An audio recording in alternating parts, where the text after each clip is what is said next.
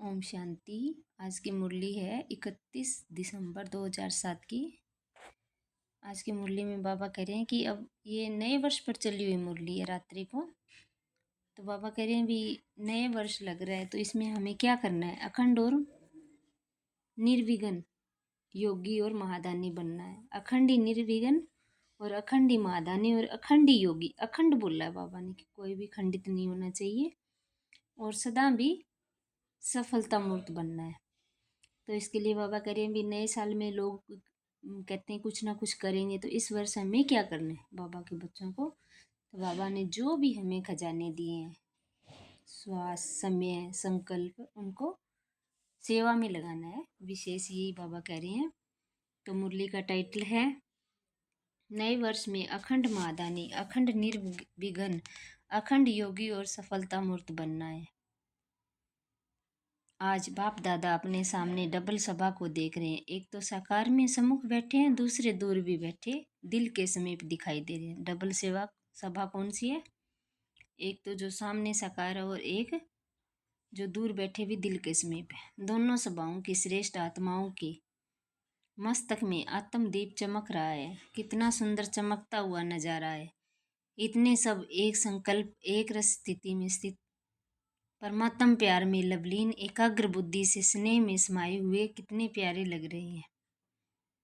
क्या कह रहे हैं बाबा? एक रस स्थिति और परमात्म प्यार में लवलीन एकाग्र बुद्धि। आप सभी भी आज विशेष नया वर्ष मनाने के लिए पहुंच गए। बाप दादा भी सभी बच्चों का उमंग उत्साह देख, चमकते हुए आत्मदीप को देख हर्षित हो रही हैं।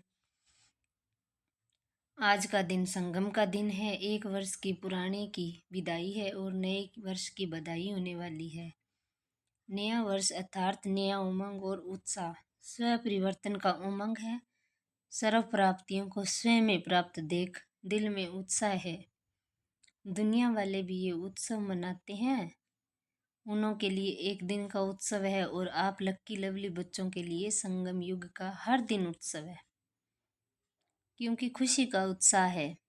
दुनिया वाले तो बुझे हुए दीपक को जला के वर्ष मनाते हैं और बाप दादा और आप इतने सारे चारों ओर के जगे हुए दीपकों के साथ नया वर्ष का उत्सव मनाते हैं, मनाने आए हैं। ये तो रीति रस्म मनाने के लिए निमित्त मात्र करते हो, लेकिन आप सभी जगे हुए दीपकों, अपना चमकता हुआ दीप दिखाई देता है ना, जो अविनाशी दीप है। तो नए वर्ष में हर एक ने दिल में स्व प्रति और विश्व की आत्माओं प्रति कोई नया प्लान बनाया है? ये बाबा पूछ रहे हैं कि अपने लिए और विश्व की आत्माओं के लिए क्या प्लान बनाया है। 12 बजे के बाद नया वर्ष शुरू हो जाएगा, तो इस वर्ष को विशेष किस रूप में मनाएंगे? जैसे पुराना वर्ष विदाई लेगा, तो आप सबने भी पुराने संकल्प, पुराने संस्कार, उन्हों को विदाई देने का संकल्प किया। बाबा पूछ रहे हैं कि इस वर्ष क्या कैसे मनाएंगे, और पुराने संस्कारों को विदाई देने का संकल्प किया। वर्ष के साथ साथ आप भी पुरानों को विदाई दे नए उत्साह के संकल्पों को प्रैक्टिकल में लाएंगे ना। तो सोचो अपने में क्या नवीनता लाएंगे। कौन से नए उमंग उत्साह की लहर फैलाएंगे, कौन से विशेष संकल्प का वाइब्रेशन फैलाएंगे, सोचा है? क्योंकि आप सभी ब्राह्मण आत्माएं सारे विश्व की आत्माओं के लिए परिवर्तन निमित्त आत्माएं हो, विश्व के फाउंडेशन हो, पूर्वज हो, पूज्य हो। तो इस वर्ष अपनी श्रेष्ठ वृत्ति द्वारा क्या वाइब्रेशन फैलाएंगे? जैसे प्रकृति चारों ओर कभी गर्मी का, कभी सर्दी का, कभी बाहर का वाइब्रेशन फैलाती है, तो आप प्रकृति के मालिक, प्रकृति जीत कौन सा वाइब्रेशन फैलाएंगे जिससे आत्माओं को थोड़े समय के लिए सुख चैन का अनुभव हो। उसके लिए बाप दादा इशारा दे रहे हैं कि जो भी खजाने प्राप्त हुए हैं उन खजानों को सफल करो और सफलता स्वरूप बनो। विशेष समय का खजाना कभी भी व्यर्थ ना जाए, एक सेकंड भी व्यर्थ को कार्य में लगाओ। समय को सफल करो, हर श्वास को सफल करो, हर संकल्प को सफल करो, हर शक्ति को सफल करो, हर गुण को सफल करो। सफलता मूर्त बनने का ये विशेष वर्ष मनाओ, क्योंकि सफलता आपका जन्मसिद्ध अधिकार है। उस अधिकार को अपने कार्य में लगाए सफलता मूर्त बनो, क्योंकि आपकी सफलता आपके अनेक जन्म साथ रहने वाली है। आपके समय के सफलता का प्रारब्ध पूरा, आधा कल्प सफलता का फल प्राप्त होगा। आपके समय की सफलता का प्रारब्ध पूरा समय ही प्राप्त होगा। श्वास को सफल करने से भविष्य में देखो आपके श्वास की सफलता का परिणाम। भविष्य में भी सभी आत्माएं पूरा स्वस्थ रहती है। बीमारी का नाम नहीं, डॉक्टर्स की डिपार्टमेंट ही नहीं, क्योंकि डॉक्टर्स क्या बन जाएंगे, राजा बन जाएंगे ना, विश्व के मालिक बन जाएंगे। लेकिन इस समय आप श्वास सफल करते हो और सर्व आत्माओं को स्वस्थ रहने का प्रारब्ध प्राप्त होता है। ऐसे ही ज्ञान का खजाना, उसके फल स्वरूप स्वर्ग में आपके अपने राज्य में इतने समझदार शक्तिवान बन जाते हो, वहाँ कोई वजीर से राय लेने की आवश्यकता नहीं, स्वयं ही समझदार शक्तिवान होते हैं। शक्तियों को सफल करते हो, उसकी प्रारब्ध वहाँ सब शक्तियाँ, विशेष धर्म, सत्ता, राज्य सत्ता, दोनों ही विशेष शक्तियाँ, सत्ताएं वहाँ प्राप्त होगी। गुणों का खजाना सफल करते हो तो उसकी प्रारब्ध देवता पद का अर्थ ही है दिव्य गुणधारी, और साथ साथ अभी लास्ट जन्म में आपकी जड़ मूर्ति का पूजन करते हैं तो क्या महिमा करते हैं, सर्वगुण संपन्न। तो इस समय की सफलता की प्रारब्ध स्वतः ही प्राप्त हो जाती है। इसलिए चेक करो, खजाने मिले, खजानों से संपन्न हुए हैं, लेकिन स्वप्रति व विश्व प्रति कितना सफल किया है। पुराने वर्ष को विदाई देंगे तो पुराने वर्ष में क्या जमा किया हुआ, खजाना सफल किया, कितना किया, ये चेक करो। और आने वाले वर्ष में भी इन खजानों को व्यर्थ के बजाय सफल करना ही है। एक सेकंड भी और खजाना भी व्यर्थ न जाए। पहले बताया है कि संगम समय का सेकंड सेकंड नहीं है, वर्ष के बराबर है। ऐसे नहीं समझना एक सेकंड एक मिनट ही तो गया, व्यर्थ जाना इसको ही अलबेलापन कहा जाता है। आप सबका लक्ष्य है कि ब्रह्मा बाप समान संपन्न और संपूर्ण बनना है, तो ब्रह्मा बाप ने सर्व खजाने आदि से अंतिम दिन तक सफल किया। इसका प्रत्यक्ष प्रमाण देखा, संपूर्ण फरिश्ता बन गया। आपकी प्यारी दादी को भी देखा, सफल किया, और औरों को भी सफल करने का सदा उमंग उत्साह बढ़ाया। तो ड्रामा अनुसार विशेष विश्व सेवा के अलौकिक पार्ट के निमित्त बनी। तो इस वर्ष कल से हर दिन अपना चार्ट रखना, सफल और व्यर्थ क्या हुआ, कितना हुआ। अमृत वेले ही दृढ़ संकल्प करना, समृद्धि स्वरूप बनना कि सफलता मेरा जन्मसिद्ध अधिकार है, सफलता मेरे गले का हार है, सफलता स्वरूप ही समान बनना है। ब्रह्मा बाप से प्यार है ना, तो ब्रह्मा बाप का सबसे ज़्यादा प्यार किससे था जानते हो, किससे था, मुरली से। लास्ट दिन भी मुरली का पाठ मिस नहीं किया। समान बनने में ये चेक करना, ब्रह्मा बाप का जिससे प्यार रहा, ब्रह्मा बाप के प्यार का सबूत है। जिससे बाप का प्यार था उससे मेरा प्यार स्वतः ही सहज होना चाहिए। ब्रह्मा बाप की और क्या विशेषता रही, सदा अलर्ट, अलबेलापन नहीं। लास्ट दिन भी कितना अलर्ट रूप से अपने सेवा का पार्ट बजाया। शरीर कमजोर होते हुए भी कैसे अलर्ट होके आधार लेके नहीं बैठे और अलर्ट करके गए। 3 बातों का मंत्र दे के गए, याद है ना। तो जितना अलर्ट रहेंगे, फॉलो करेंगे, अलबेलापन खत्म होगा। अलबेलेपन के विशेष बोल बाप दादा बहुत सुनते हैं, जानते हो ना। अगर इन 3 शब्दों को निराकारी, निर्विकारी और निरंकारी सदा अपने मन में रिवाइज और रियलाइज करते चलो तो ऑटोमेटिक सहज और स्वतः समान बन ही जाएंगे। निराकारी, निर्विकारी और निरंकारी मन में रिवाइज करना है तो स्वतः ही समान बन जाएंगे। तो एक बात सफल करो और सफलता मूर्त बनो। बाप दादा ने इस वर्ष की रिजल्ट देखी, क्या देखा, मादानी बने हो, लेकिन अखंड मादानी, अखंड मादानी, अखंड योगी, अखंड निर्विघ्न। अभी इसकी आवश्यकता है। क्या अखंड हो सकता है? हो सकता है। पहली लाइन वाले बताओ कि अखंड हो सकता है? हाथ उठाओ अगर हो सकता है तो। जो कर सकता है कर सकते हो। मधुबन वाले भी उठा रहे हैं। बाप दादा मधुबन वालों को पहले देखता। मधुबन से प्यार है। शांतिवन या पांडव भवन या जो भी दादी की बुझाई हैं सबको ध्यान से देखते हैं। अगर अखंड हो गया मनसा से शक्ति फैलाने की सेवा में बिजी रहो। वाचा से ज्ञान की सेवा और कर्म से गुणदान व गुण का सहयोग करने की सेवा करो। आजकल चाहे अज्ञानी आत्माएं हैं चाहे ब्राह्मण आत्माएं हैं सभी को गुण का दान गुणों का सहयोग देना आवश्यक है। अगर स्वयं सहज सिंपल रूप से सैंपल बन के रहे तो ऑटोमेटिक दूसरों को आपके गुण मूर्त सहयोग स्वतः ही मिलेगा। आजकल ब्राह्मण आत्माएं भी सैंपल देखना चाहती है, सुनना नहीं चाहती है।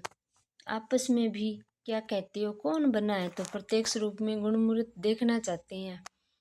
तो कर्म से विशेष गुणों का सहयोग गुणों का दान देने की आवश्यकता है। सुनना कोई नहीं चाहता, देखना चाहते हैं। तो अभी ये विशेष ध्यान में रखना कि मुझे ज्ञान से वाचा से तो सेवा करते ही हो और करते ही रहना है, छोड़ना नहीं है। लेकिन अभी मनसा और कर्मणा मनसा द्वारा वाइब्रेशन के सकाश फैलाओ। वाइब्रेशन व सकाश दूर बैठे भी पहुंचा सकते हो। शुभ भावना शुभ कामना द्वारा किसी भी आत्मा को मनसा सेवा द्वारा वाइब्रेशन व सकाश दे सकते हो। तो अभी इस वर्ष एक मनसा शक्तियों का वाइब्रेशन शक्तियों द्वारा सकाश और कर्म द्वारा गुण का सहयोग व अज्ञानी आत्माओं का गुणदान दो।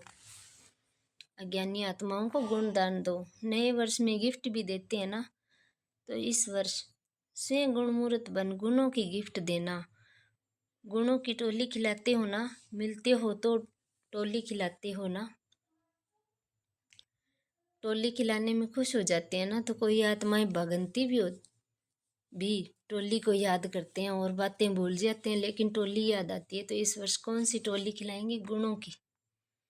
गुणों की पिकनिक करना। क्योंकि बाप समान समय की समीपता प्रमाण और दादी के इशारे प्रमाण समय की संपन्नता अचानक कभी भी होना संभव है।